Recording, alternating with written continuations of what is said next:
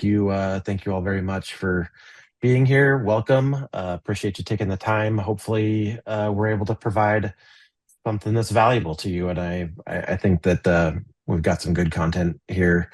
Um, I don't know very much about incident response planning, which is why we've got Byron here. Byron, how you doing? Good, good. How are you, Benson? Doing just fine. Having Good. a great day so far on Friday. So, Good. Byron is our own internal. He doesn't like me using the word expert, but he's our internal expert. He's been he's our subject matter expert for this webinar. But just introduce you real quick to Byron in case you don't know who he is. But he's been with AZCOMP Technologies for almost 23 years now, and Yep. the entire time in IT, like an IT guy for AZCOMP Technologies, and through his dedication and commitment to technology, he's worked his way up to be the AZCOMP Technology Director, and subsequently, because we provide managed IT services to a lot of businesses here in the Phoenix area and around the country, limited IT services to other businesses around the country. He's also like an advisor, or you could say a fractional IT director for a lot of those businesses.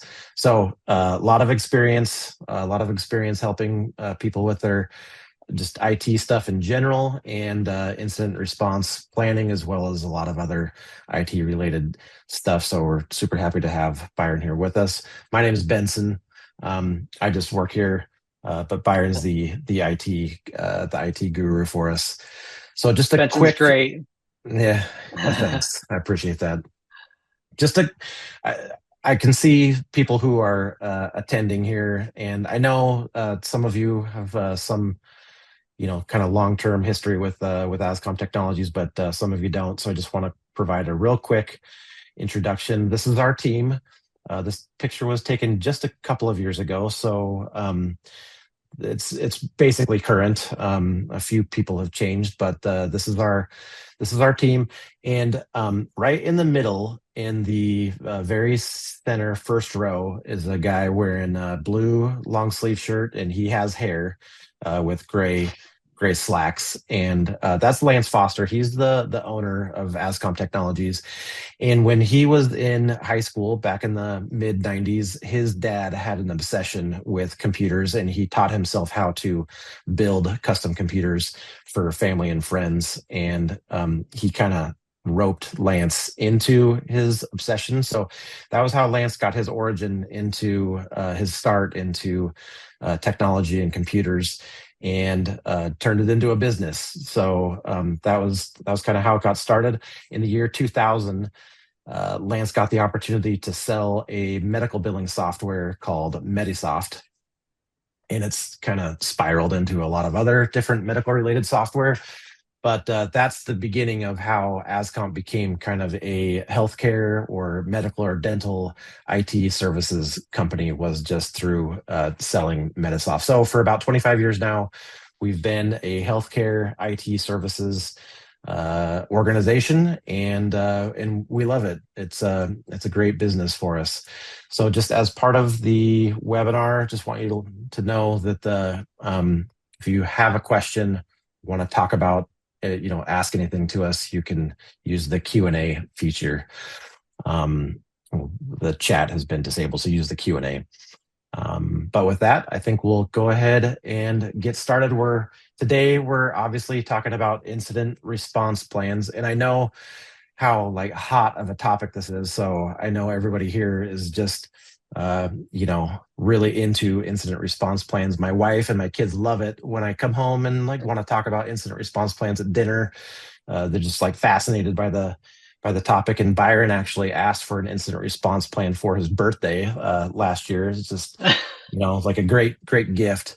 But all kidding aside, incident response planning is a really kind of critical tool for businesses, but it's really does not get the attention that it deserves. So that's why we're talking about this. today. And today's objective is to not give you a million little tasks to do to overwhelm you with millions of little items and pieces about this. Incident response planning can get really complicated if you're a 10,000 employee giant organization, but we're all small businesses here, so we're going to try and keep this super simple and make it easy for you. So, Byron, this was your idea to host this webinar. Why did you want to talk about incident response planning today? Well, the reason it kind of came up was because I received or I was involved in a situation where a company it was a medical practice was impacted by a ransomware attack, basically. And we can jump into a little bit more detail on that, but it was, it was hard to go through that scenario. Wasn't an existing client; it was somebody who reached out to us in the middle of the situation.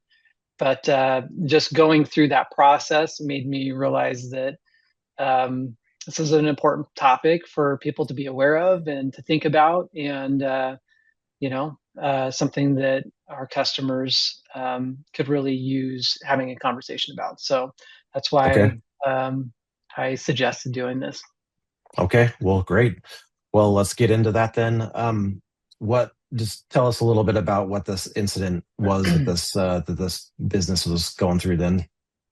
Yeah, so I can't divulge too much because I want to protect their privacy, but it was a large, multi-location healthcare practice, and basically they left for the weekend. Everything was great, and then the staff returned on Monday, and when they returned on Monday, they found that they couldn't access any of their systems. Mm, So there's, essentially just couldn't do anything. So it that halted their ability to provide care to their patients.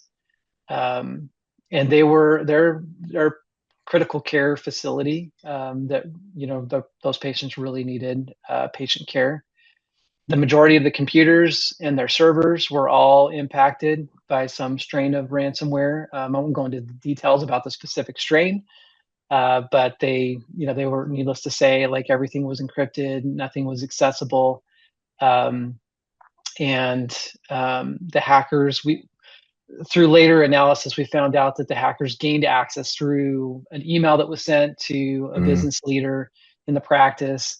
The hackers were using a common tactic, which is, attaching some urgency onto the email, and then that's kind of where it originated, and then kind of blew up from there. Um, Unfortunately, the practice lacked some layered cybersecurity controls and a formal incident response plan, which really increased like the amount of time that it took to actually recover from the incident and caused a lot of headache. So that was really the origins of this. Is hmm how do we help people? I know it's not a fun topic. I know it's not. I know you're joking. That it's not what somebody goes home and talks about all the time, but it is something that's really important to businesses to try to think through and you know and figure out. So So, because they didn't have a response plan, basically, is what it sounds like. What kind of trouble did they get into, or how did that like exacerbate the situation? What were some of the problems they experienced? well, it just really delayed things significantly, because, well, first off, if you have an incident response plan in place, it does make you think about the protections you have in place as well. So I think having a plan in place would have also helped maybe prevent the attack to begin with, because they would be Hmm. thinking through, how do we defend against an attack? That aside, though, after the attack occurred, it was just very slow going in terms of the response, because there was no formal like checklist and no idea of what to do and who to contact and when to contact them. And so all of that stuff takes time. And when you're in the middle of a situation like that, it's stressful, and sometimes you panic. And it also can introduce legal legal consequences if you handle the situation the wrong way, divulge too much information, or Hmm. things like that. So, anyways, it just like not having a plan in place just made it difficult for them to respond in a timely manner, and just kind of exacerbated the situation. So if this in this situation, it's a medical practice, but and the majority of our clients are medical, but do other like is this just important for just healthcare, or is this important for any type of business? No, I mean this affects any business, because it can. I mean, if your business is driven based off of the productivity that you do every single day, and if you have valuable data that you're, which I can't imagine a business doesn't have some valuable data that they either need to have access to, or in the hands of the wrong person could do damage. Hmm. They would want to figure out, have some kind of incident response plan that they can follow when something happens. So yeah, it definitely applies to more than just medical or regulated industries. It really applies to businesses broadly. So when you first kind of brought this topic up to me, incident response planning, in my own mind, I did view it as largely just a like this is like an IT thing where yeah, okay, you got ransomware, so how do we clear up the ransomware? But uh talking to you, like you educating me on this, it's feels like it's a lot more than just an IT situation. Like who do we contact to deal with the ransomware? It's more than that, right? Yeah, yeah, absolutely. It's a lot more than just figuring that stuff out. I mean, I guess just to kind of give everybody kind of more of a formal definition of what an incident response plan is, it's really, like when somebody breaks to your computer systems, you're going to find them, you're going to remove them, you're going to assess the damage that has occurred, and you're going to make sure that they can't get back in. And so to kind of, I'm getting to your question, but to try to Hmm. illustrate that, I'll give you kind of like uh, a little bit of an analogy. So we all have, everybody here is going to have a business. There's going to be some kind of physical office that you're working out of, and you want to protect that business. You have, things inside of it that are worth protecting. So you're going to, prepare for that, probably install an alarm and things like that. You're going to detect when something happens, you want to detect a break-in. So the alarm goes off, and maybe you have a monitoring company that's monitoring that. You want to contain the intruder. You want to remove the intruder. You want to contact relevant parties, like you might want to contact the police, right? You might want to file a report. You're probably going to want to contact your insurance company to file a claim if there was damage that was done, or things that were stolen, or things like that. Hmm. And um, and then you probably are also going to want to contact an attorney if you want to press charges. So there's lots of people that are involved in the process. Um, and then lastly, you want to basically evaluate what happened and see what you can do to prevent it in the future. Hmm. So going back to your question about other people that are involved, when something like that occurs, you know you're going to involve like insurance companies. You're going to involve yeah, in this case, with a cybersecurity incident, you're going to have a forensics person that's going to look into that. You're going to have uh, an attorney that you want to work with. You're going to want to contact your insurance agent and figure those things out. So, and that's really in terms of like the specific situation that we were talking about. That's really what slowed things down, is not having a lot of those resources lined up, not having a process that they follow that really just extended um, the response efforts, and took them a lot longer to get back up and running than it otherwise would. Hmm. So I guess like if you wouldn't mind just kind of it sounds like you need to build a team of people that are sort of supposed to help you in an incident. So if you don't mind, just kind of summarize that for me real quick on like who are the people that you all want involved in an incident response plan? Well, typically you're going to have like a incident response leader. right? Like I guess you call it a team lead, or um, there's some other technical terms for it. I won't get into that, but anyways, so you have a lead. You would have an internal communications expert. You'd have an external communications expert, and we can talk a little bit more about what those are. But you'd have an attorney, obviously, hopefully already lined up. You would know who you would contact in terms of your insurance company. A lot of times, if you don't have insurance, like cyber insurance, and you probably should consider getting cyber insurance. But once you have that in place, you would want to know who you contact. Like our cyber insurance has a specific number for incident response that you would contact during an incident.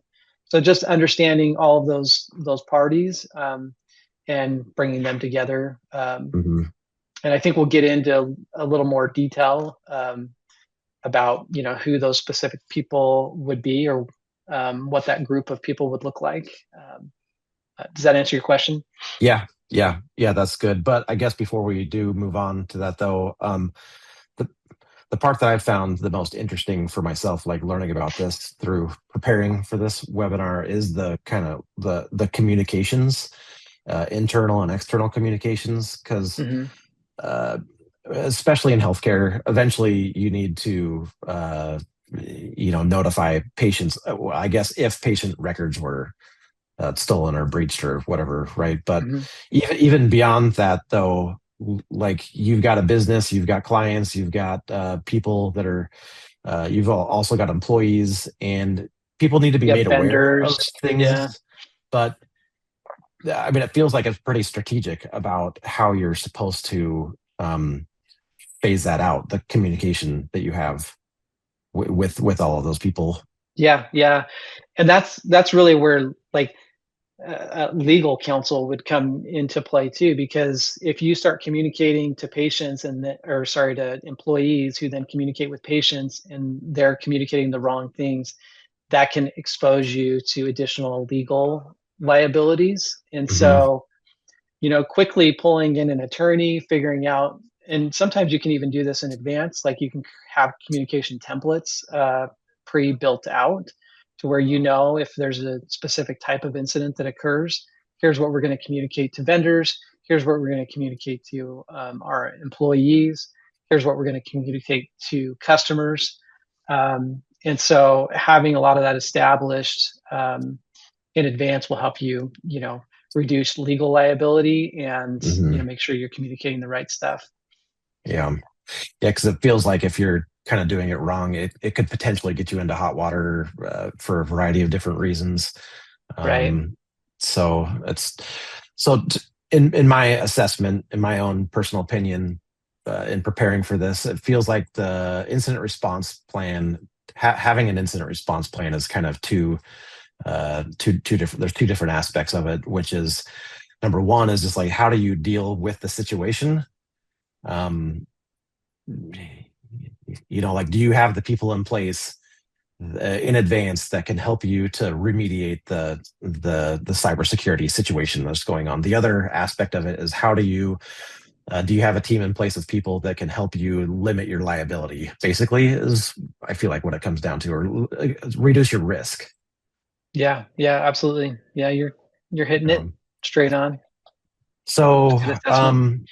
once you put this plan together and stuff, another thing you've talked about with me is like a planning, or like a simulation, or what you call tabletop exercises. So talk to me a little bit about that. Like what's that look like? Yeah. So a tabletop exercise or a simulation is basically it's kind of like in the way a good way of explaining it is a like a fire drill that you would do at school, or if you're in the military, you basically do drills all the time and you repeat them over and over again. And the reason that you do that, I think everybody knows, but the reason you do it is so when an actual event occurs, you know what to do, you know what your roles are, like kids, in a fire drill situation, they know where they're supposed to exit the building Mhm. at. They know who they're supposed to look for direction from. And so everybody kind of knows their roles, everybody knows what they're supposed to do when that situation arises. And so a tabletop exercise is basically after you've established an incident response plan, going through and essentially um, trying to simulate an actual attack. They actually have, there's some fun things out there to try to do this. They have like card games and other things to try to simulate attacks, but you just try to Oh, come up with the scenario. Yeah, so there's some games, some people huh? try That to make sounds it, fun. yeah, some people try to make it fun, but you you basically you come up with a scenario, you present the scenario, and then you say, okay, Susie, in this situation, what would you do? And Benson, when this happens, like, what's your role? What are you going to do? And so Mhm. you go through that process before an actual event occurs. It kind of, I don't know if anybody here is Parks and Recs TV show fans, but in that show, there's a couple episodes where the city simulates like an event, and it makes me think of that when you said there's like card games to play. If anybody has not seen Parks and Rec, I recommend looking up those episodes to I, help you I have more haven't seen fun it, so with your cyber response plan simulations. yeah, you could make it fun. If you get Yeah, the right person who's doing it, you could make it a fun thing. So yeah. Okay, so we've covered a lot of ground here so far. I think the next thing we got to do is move into we have a template prepared for everybody that you can download at the end of this. So it, you're going to be able to use it. We're gonna is what we're gonna do for the rest of the webinar though is we're gonna kind of go through a few of the key sections to explain to you what you do with that section, how you fill it out, what information you need to add to it to help make it into your incident response plan. So it is a template. So you can, you're going to have to swap your name out and make it your own. But before we get into the template, just want to do a little damage control on our part. This is for educational purposes only. We're not attorneys. We're not regulatory advisors or whatever. Each of you are gonna, need to have your own um, legal counsel to tell you what's best for your business. And of course, depending on what state you're in or what industry you're in, it might differ a little bit. So in general, with this template that we're giving you, though, it's just a guide, and we tried to make it super simple. So it's pretty short. It's only a few pages long, and we're gonna call it just a good place for you to start. So there's a lot of fill in the blank stuff. Just gonna go through section by section and fill in the blanks that apply to you, and it's broken down into 13 sections. So we're gonna just kind of jump into the first section here. Byron, why don't you tell us what's going on with section 1? yeah, before I jump into that, just to piggyback off what Benson was saying, if there's some cybersecurity expert on this webinar, they may think, oh, this is not a cybersecurity incident response plan.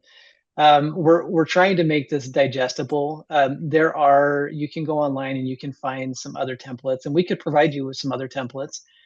You can create a very elaborate cybersecurity plan. We started doing this probably like 7 years ago, and when I first jumped into this, it got very overwhelming, and almost to the point where I was like, I don't know what to do here, because I was looking at different plans from different companies and different templates. And literally, there's some that are extremely detailed and really built for large businesses and not really Mhm. scaled down to a small business. So the intent of this is to make it simple, to give you a start. You can certainly build upon this further. If you wanted to consult with an IT company or cybersecurity company or something like that to really help, help you streamline it further, you could certainly do that. But just Mhm. giving you a little bit of context. So this Sure, that's this good. first slide here is very, I mean, it's pretty basic. You enter your basic business details, primary contacts, and that's pretty much it. So I don't think it requires a lot of explanation, but Yeah. just Yeah. enter some general information. All right. Let's go to the next And one then, then. yeah, this is where it starts getting a little more tricky because you have to pick people that are going to fill the various roles within your organization. So these are the people that are going to be involved during incident response, and there could be, like in our case, we actually have a little bit larger list here because we have other resources that are available. So this isn't necessarily could there could be you could add people to this list. This is pretty basic list of people that you could have involved. But the important part of this is you're just defining, who these people are and what their responsibilities are. So, like we talked about before, you're going to have an incident lead. You want to notate who your IT support company is, or we've said MSP. That stands for managed services provider. That's what we are. Um, you want to establish who, from a management or owner perspective, will be involved. We talked about communications earlier, so internal is going to be who's going to be communicating to, like, internal employees, and the communication that is going to go there. And then you're going to have an external communications contact, and that's going to be who's going to be communicating externally to vendors, customers, or other interested parties that you need to communicate with. And these are formal communications, like I'm going to send an email out, or I'm going to do some kind of a PR post, or whatever it is. It's the person who's handling those communications. You're going to have a cybersecurity forensics contact. So we're kind of looking at this, the most common type of attack that occurs right now is ransomware. So we are looking at this from kind of a ransomware lens, through that lens, I should say. And so having somebody who can go through the forensic part of that in that type of an event, having that established in advance would be really helpful. Having a legal contact established in advance would also be really, really helpful. So you know who you're going to be contacting, and then obviously your insurance contact. That could be your broker. It could, most likely though, if you're going through an incident, if you have a cyber insurance policy, there's going to be a specific contact for incident response, and so you'd want to identify who that is, or what that number is, or who that team is. And then have that information available to you. Some of these could be the same, like if you're working for a very, very small business, and you could have the same person in a lot of these roles. Obviously, you wouldn't want to put yourself in a cybersecurity forensics role, or legal role, but some of the other roles, you might be able to, you may have some duplication there. Mm-hmm.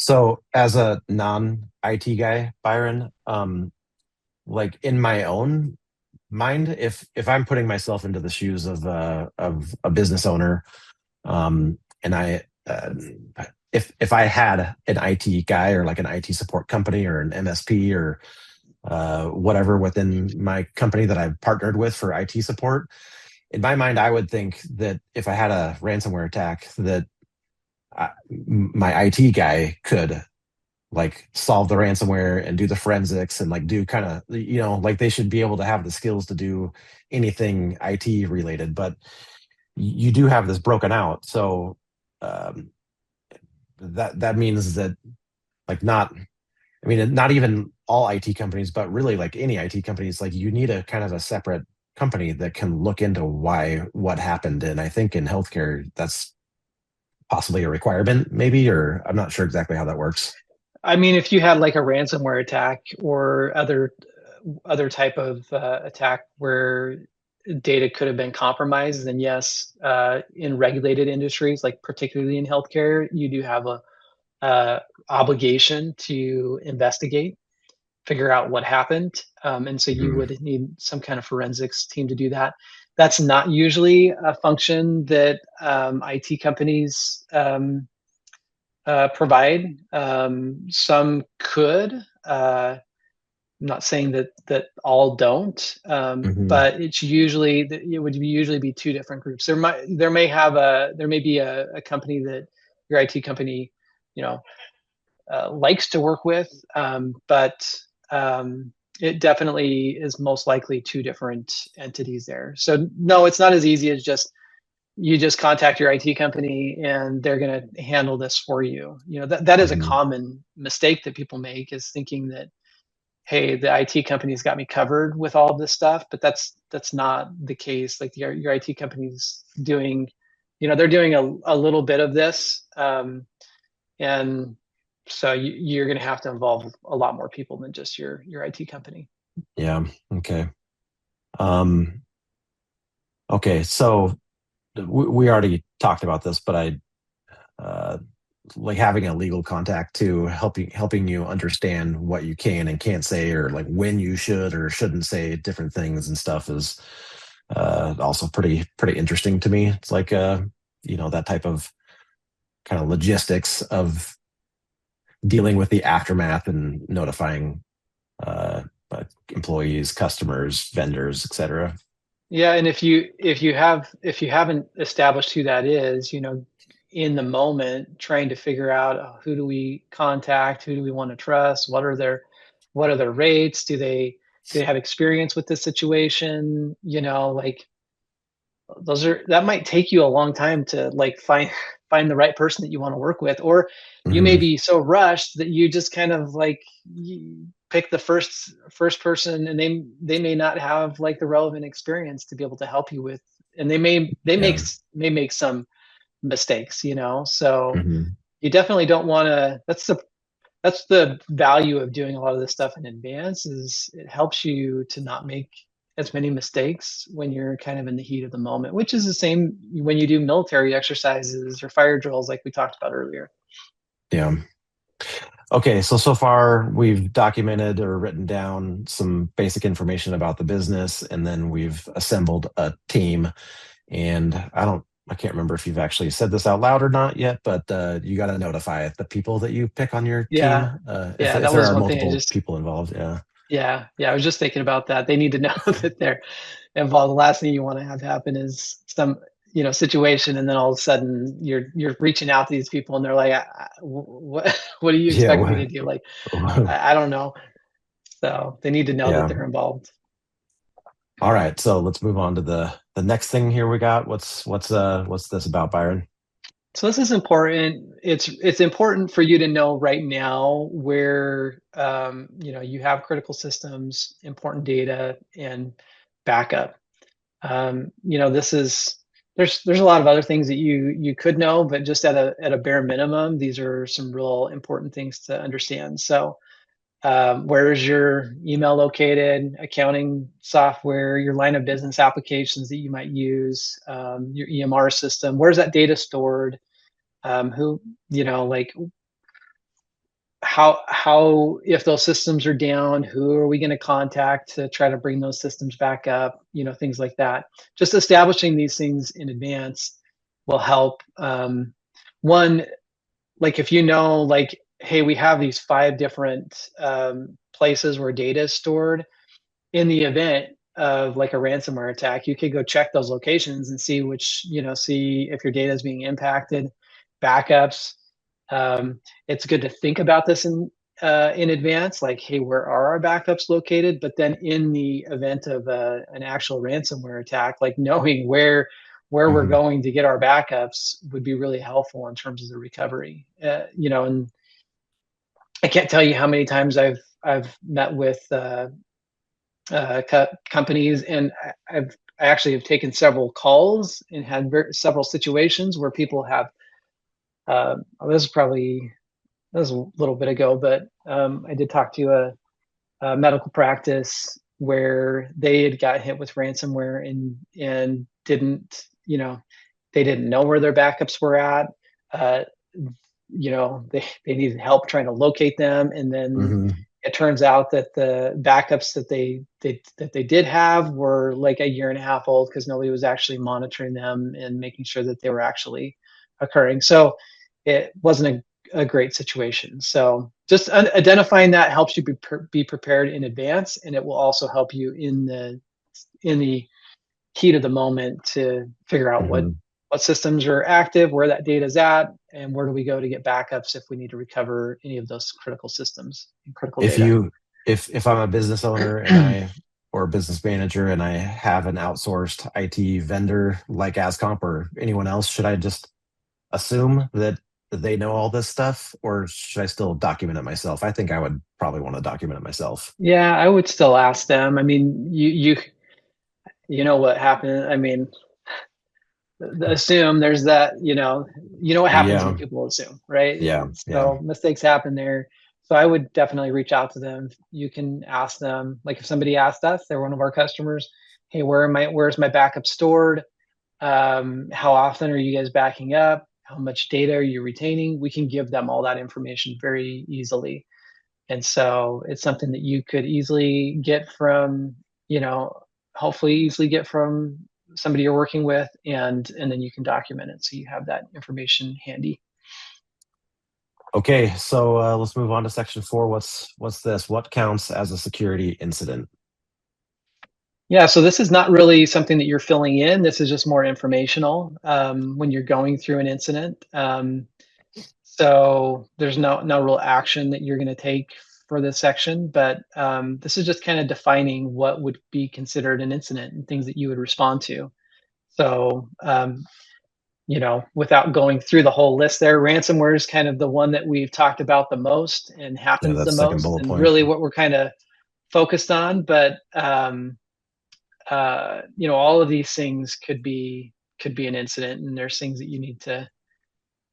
Some things that look small um, could eventually turn into bigger things. Like the fourth bullet point down there. So, system or device behaving abnormally. I mean, I don't want to freak anybody out and make them like start getting ideas in their head that their device is, not behaving normally. But if you use a computer on a day-to-day basis and then you start noticing things that just seem weird, it could be, something happening in the background, hackers. So you can always reach out to your IT company and say, hey, my computer's acting a little strange. Can you run a scan on it? Can you, like, we actually have a security operations team, and we can do what's called a threat hunt. So you could actually request a threat hunt be done on the machine, and look and see if there's anything else going on weird there. Hmm. Yeah.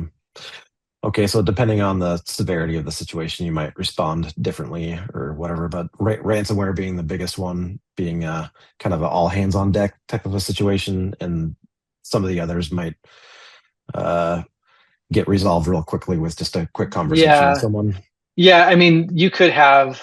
I mean, going back, I guess, to some of the things that we're talking about previously, in terms of like that incident response team, you may not involve a full incident response team Hmm. um, for something very small. You may just reach out to your IT company and have them, like, if you are missing a file, for instance, like you may just reach out to your IT company. They're like, oh yeah, it was deleted, and here's the recovered file, right? Hmm. It is an incident. It's something to be aware of. It's something to report, but you wouldn't necessarily like start involving everybody and Yeah, go to like full incident response mode.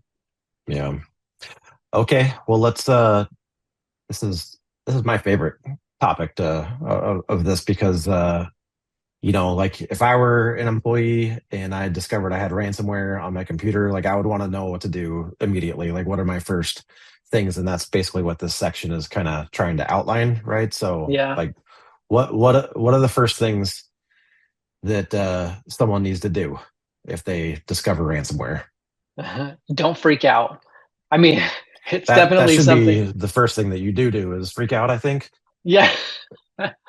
Yeah. It is something that definitely is concerning, but you have to, your heart rate's going to go way up. But you do have to stay calm. That's what having a plan in place helps you do. So you stay calm, follow the plan. People make rash decisions when they get emotional, and so you want to try to remove emotion from this and just do what you've kind of prepared to do. Hmm. That's why you're on this webinar. That's why you would go through and fill this stuff out, is to help you, decrease the temperature and make it a little bit easier to respond. So hopefully you don't make mistakes. Hmm. Um, you're going to notify the incident lead, disconnect any affected devices from Wi-Fi or the network. And when I say disconnect, we're not, I guess the next bullet point there, we're not talking about like pulling the power from them. This is a common mistake that people make, is just like going and powering everything off or shutting things down. You don't want to do that, because you're you're basically deleting evidence, right? The forensics folks can actually use information on those machines to figure out what happened, and by shutting them down, you're getting rid of a lot of that evidence. Hmm. So you don't want to shut the systems down. So just leave them on, but you can disconnect them from the network either by turning off Wi-Fi or pulling the network cable. In some situations, like we have the capability with some of the software, the cybersecurity software that we use, you can actually isolate the device with that software. So that allows our security operations center to still access the device, do research, um, figure out what's going on, check and see if it's been spread to any of the other devices on the network, and then start the response efforts without essentially but still kicking the hackers out of the system by isolating it. So, but if you don't have that capability, what you'd want to do is, rather than powering it off, just pull the network cable from the system. The blue Cat5, Cat6 cable, just unplug that from the back of the device. Yep. Yeah. And you could, if it's affecting everything on the network, you could go pull that from your router, or the internet provider, Hmm. so that you're disconnected, like every device is disconnected from the network, or from the internet, I should say. Yeah. Um, you want to preserve evidence. Don't delete anything, modify anything, and then document everything that's happening. Who noticed it? The time. Documentation is like a really critical part of this, to be able to help in terms of some of the legal stuff Hmm. that you might face after the fact. You really want to keep a record of everything that happens, and then change passwords if uh, if you guys, if there was unauthorized access, you want to, obviously change passwords, but not shut systems down. Yeah. Just to reemphasize that. So this is a list of the things that you might do in the first, couple of minutes. And then as the situation unfolds, you might then later contact your insurance company, you might contact your legal counsel, might loop in your communications team and stuff to help with communicating to all the interested parties. But this is the kind of the first few things that you might do. Yeah, going back to the analogy I made earlier, if you have somebody in your house or your bit in your business, like physically an intruder, you want to isolate them, right? Stop them from doing any damage, and then kick them out as quickly as possible. That's the same idea here. Is Hmm. we're taking those initial response efforts, to try to prevent additional damage from occurring. Okay. Well, we're getting real close to 11:45. We're probably going to go over just a couple minutes. We only have a few more things to talk about, though, so we are going to wrap up soon. So hang tight with us. But the next sections in the incident response plan template just really covers documentation. So we're not going to go over all that stuff, but there's a variety of different things that the template recommends that you document during and as it's going on. And then there's a couple of sections that sort of help tee up the tabletop exercise or like a simulation. So Byron, why don't you tell us a little bit more about that? Yeah, so we talked about that a little bit earlier, so we probably don't need to spend a lot of time on it. But this is that, military drill type of style thing, the fire drill, uh, creating a scenario, practicing it, and doing that. Typically, you do it once a year. Um, if you want to do it more often, maybe you get the card game and you love playing it, and so you're doing it like once a week or something like that. That's fine. On a If you Friday want to do it night. more often, Yeah. yeah, yeah. Yeah, maybe you take it home and start playing it with your family or something. I don't know. But anyways, but you want to practice it. So usually what's prescribed is usually do that once a year. Okay. And the reality of the situation is that as we were preparing for this webinar too, we've been trying to schedule our own tabletop exercise, and we've had to push it back a couple of times because schedules conflict and things get in the way. And but we're gonna stick with it. We're gonna keep trying. We're not gonna let it go by the wayside. So something that you got to kind of force to make sure that it happens Hmm. on a as Yeah. close to an annual basis as possible. So uh, what we've gone through the template now. We've talked about a lot of different stuff. What are the next four things, or what should people do right now if you wanted to start getting going on your incident response plan? Yeah, I think the things that you have up are good. Like you have a template, it's going to give you a starting point, fill it out, really, I guess when it comes down to it, like take some action. It's sometimes we watch things like this, we're interested in it, but we don't do anything about it afterwards. It's part of the human condition, I guess. So if anything, just take action on it. People learn about stuff like this all the time, Hmm. and then don't do anything about it. So if you just do something, that'll be good. That's why we tried to make it simple and not overly complicated, so that you could take action and have something. Our thought was like something is better than nothing in this Hmm. case, and you can build on this. And so, yeah, just download the template, fill it out, make sure that the people on your team are aware that they're going to be involved in it, and then you can practice the tabletop exercise, see how it goes. If you look up tabletop exercise, like on YouTube, there are some examples that people have put out there on how to do it. Like I said, there's some games that are available that you Hmm. can purchase for tabletop exercises as well. So, I think we should make our own game and resell it. That'd be probably a huge oh yeah, that'd be moneymaker. cool. That'd be cool. Yeah, it's a good All right, idea. so we do this is the end. This is the last slide that we have. If you do want to download the template that we've prepared, which is pretty simple, like we said, you can just go to ascomp.com/IRP template, and it's just a PDF that you can save to your own computer. We are going to be sending a follow-up email too, so you can look for it there.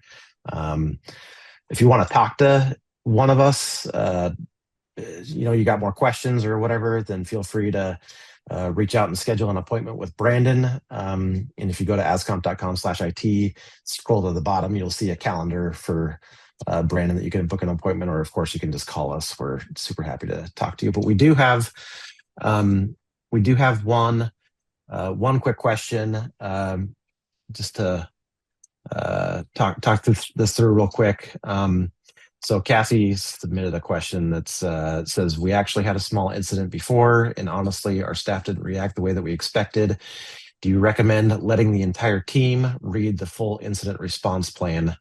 I don't want to overwhelm them, but I also don't want to confuse anybody during the incident. So what do you think about that, Byron? That's a good question. I would, at a minimum, obviously the team that's going to be involved, like your incident response team, should read through it, right, and understand what's in there.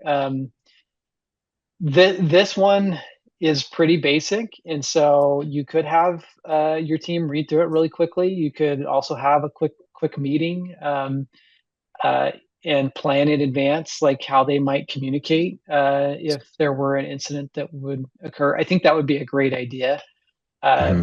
that's probably more what I would focus on, because that's going to be their role. Like if you have your employees are going to be communicating to customers, patients that might be walking in, or customers might be calling on the phone, things like that occurring. That's what you're Hmm. going to have to respond to, and that's going to be their responsibility. So I would probably focus more on, what is the communication that they would make, and things that they should avoid, if an incident were to occur. So Okay, But one it more wouldn't hurt question. to have them look at it. Go ahead. Last Yeah, question. yeah, I don't think it would hurt either. Yeah, last question here. If we're working with a managed IT provider, should we assume an incident response plan is already in place, or do we still need to do that on our own? How should we approach this? No, I would not assume that. Most of the time, this is something like policies and procedures and plans, like disaster recovery plans and things like that, are usually not part of like what a managed service provider is going to give you. Usually that's separate, it would either be like project related work or it might be a separate service that they might provide to you. So it could be in place, but I wouldn't assume that it's in place. Hmm. So I would actually contact them and see if there's already something in place. And if there isn't, you could find out from them how to go about getting something in place, or you can use the template that's here and you can kind of do it on your own, Hmm. and you can consult with them if you wanted to get their opinion on some things. That certainly would be a good approach. Okay. Okay. Well, I don't see any other questions, and we've covered everything that we've got. Do you got anything else to say, Byron? No, I hope everybody enjoyed the content. I hope it was good. We tried to make it hopefully conversational and a little more interesting versus just going through a bunch of bullet points. So I hope it was Um, helpful.